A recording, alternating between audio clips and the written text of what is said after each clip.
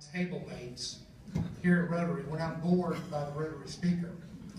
I grab my dinner knife and drag it across my left wrist. My dramatic attempt to open up a vein and be somewhere else, anywhere else, than in that seat having to listen to someone drone on about a subject I'm really not interested in. And I think I have a right to say that I'm bored on the rare occasion that it happens, because I know you know this, I'm serving with Marquette McKnight as this year's program chair for President Gray. So I feel like I have a right to complain on those rare times that it happens.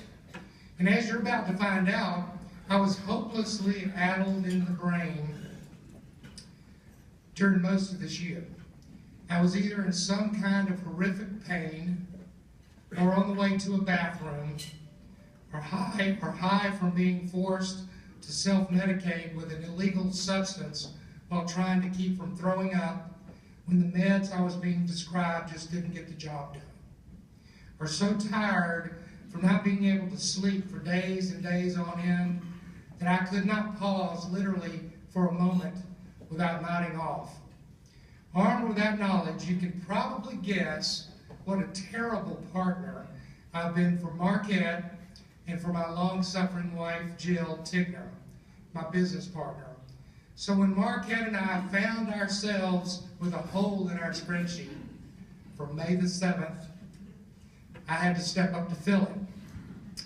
Maybe this will make up for all the weeks Marquette has toiled away trying to find great programs and great speakers for our programs here at Rotary. So unless I have to pull this knife out today, it's been really a long time since I've had to, in fact, it's been 45 weeks. We took over 45 weeks ago. It's been 45 weeks since I ceremoniously tried to off myself at one of these tables.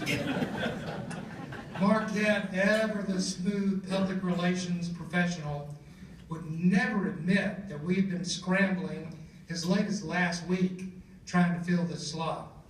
And I knew as the weak partner that I was going to have to be the one to step up and take one for the team.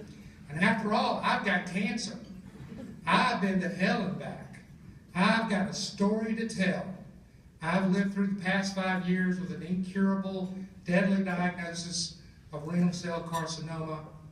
Just tell your story, Mike, Marquette said. Stupidly, I thought, well, I could do that. I mean, I could just get up there and tell my incredible story. I was fine until sometime last week when I realized that I literally do not remember anything that's happened to me during the last 5 years. As I began preparing this speech, this is what I felt like. All right, picture Paul Pierce. He's on the stage and the bright whitewash of a spotlight. You've all heard him do this. Thank you for supporting the Springer Opera House, Georgia's historic state theater. Applause from the audience, and then the stage, the curtain starts to rise. Mike, you've got a 4-centimeter tumor on your left kidney, and there's better than a 90% chance it's cancer.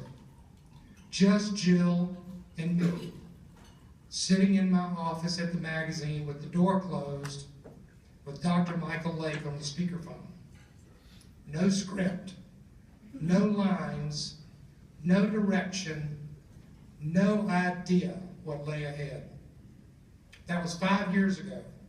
Such a short time in a life, yet a virtual lifetime of pain, anxiety, financial strain, fear, hope, tears of joy, tears of sorrow, 15 incisions, epic highs, and epic lows. I've written over 136,000 words in my blogs, and over 115,000 words have been posted back on my blogs by others, which have been read by people locally and in 56 other countries during this 5 years of living with kidney cancer. Now I only know one other person that did sort of what I did and rode his way through cancer. I was drawn to Chris Battle's writing for 2 reasons. His diagnosis was exactly the same as mine, stage 3 renal cell carcinoma. And I liked his writing style. Chris and I have one other really important thing in common. We both married beautiful women who turned out to be warrior nurses. Tuesday, August 13, 2013, I met Chris's warrior nurse, Dina, at Chris's funeral in Savannah, Georgia.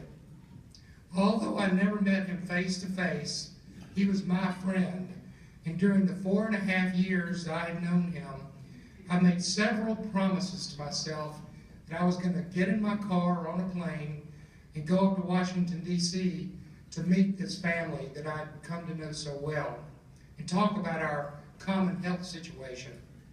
As I sat on the back pew in that Methodist church in Savannah, I made a vow that I would never break one of those promises again.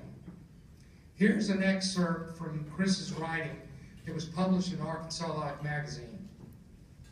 In the beginning, it didn't occur to me to question my doctors. When I first limped into the emergency room, precious little entered my mind at all, save the paranoid fear that my wife had slipped carburetor fluid into my cereal. My insides were writhing. I was a little unhinged, my scalp wet with sweat. I did not dismiss the idea that a vicious little man, preternaturally tiny at birth, had crept into my small intestine and was attempting to wrench the juice from my appendix for some kind of exotic cocktail. With a CT scan in hand, the emergency room physician assured me there was neither man nor beast gorging on my internal organs. It was something else. It was me. It was a rebellious cells of my own making, gone mad with ambition, attempting to create entirely new organs of some unknown evolutionary purpose. You have a tumor in your kidney, he said, about the size of my fist. He held up his fist. He was a large man. The kidney needs to come out immediately. Yes, it was cancer, a rare cancer known as renal cell carcinoma. I would learn. And the kidney came out immediately. It was sent to a lab, probed by a pathologist, and never seen again. It's probably rotting in some nuclear dump in Arizona or sold to some unsuspecting sucker in China. In any case, I was free of it, and I was also free of cancer, I was told. You are cured. My urologist told me after he completed the scary-sounding surgery called a radical nephrectomy. Radical times, however, call for radical measures, and we had succeeded. Visibly proud of his handiwork, he provided color commentary on how he had sliced 2 small openings on the right side of my torso and inserted an incomprehensible array of long-neck tools through them, along with a bottlenecked camera, and performed the entire procedure watching a video monitor as if he were catching the news on CNN. His surgical grace and acrobatics were lost on me. However, all I heard was, "You are cured." So go back to living your life, he told me, almost as an afterthought. He suggested I return in 6 months and do an x-ray. I registered something in the spideriest corner of my compartmentalized mind, a red flag. If I was cured, why do I need to come back for x-rays? Dina Battle, the warrior nurse, she's doing all this research. Here's what she added to this essay. Nobody thinks it's a good idea to wait 6 months to perform an x-ray, she told me, except my urologist, I noted. Yes, except for him, she admitted, but he does not know kidney cancer, not like I do. X-rays won't even pick up a metastasis under a centimeter in the lungs. I was not about to cross my wife. I still harbored suspicions about her affinity for carburetor fluid. So we went to see another doctor, this time a urologist specializing in urological cancers.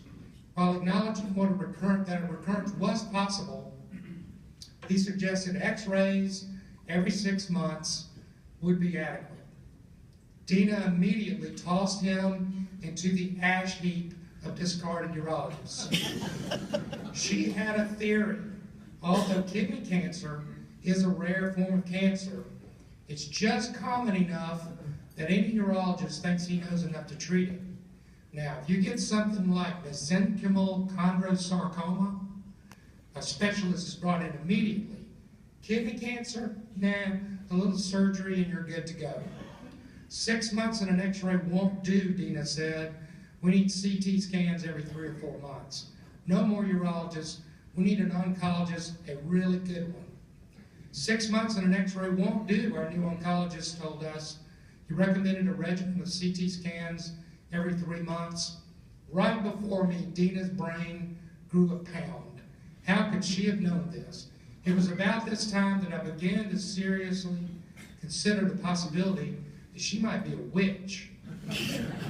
Our oncologist was surprised when we told him that I was supposed to have been cured. He said, there's no such thing as a cure.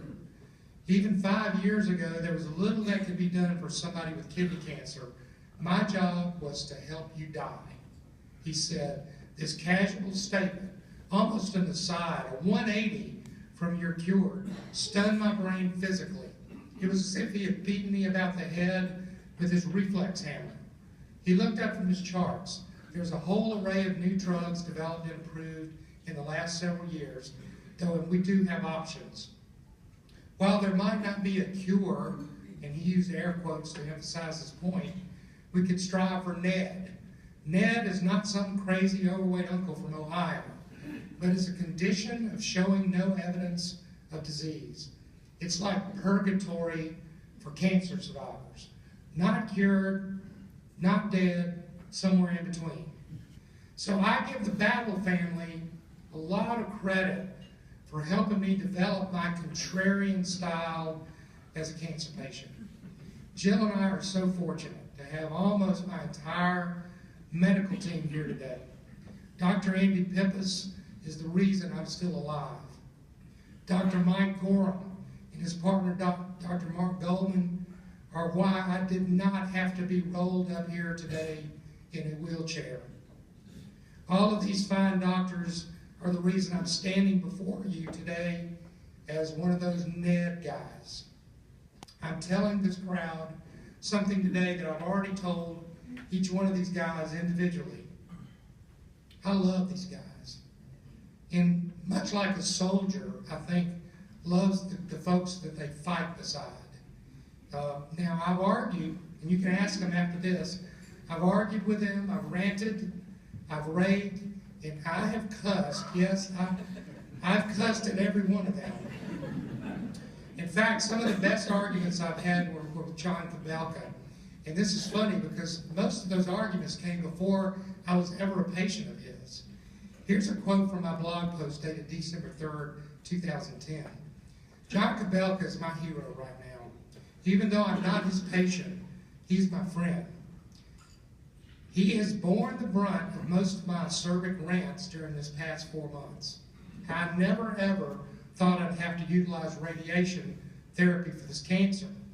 Most of my early research told me that renal cell carcinoma didn't respond to radiation. Well, RCC Mets do. But since I never planned to have to deal with this cancer after my successful surgery in 2009, I was flat-footed and stupid when it came to radiation. So I called on John Kabelka, remember he was not my doctor, to give me a high-intensity education. Well, he stepped up, and we traded a flurry of emails and telephone calls.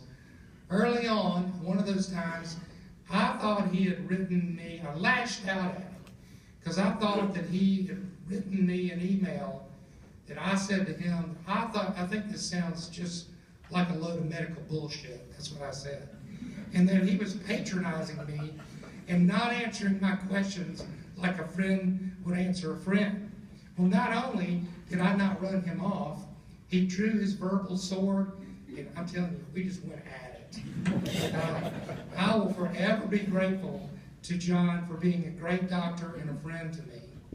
And armed with what I learned from John, and since I'd had successful radical nephrectomy surgery there in June of 2009, I headed off back to Emory.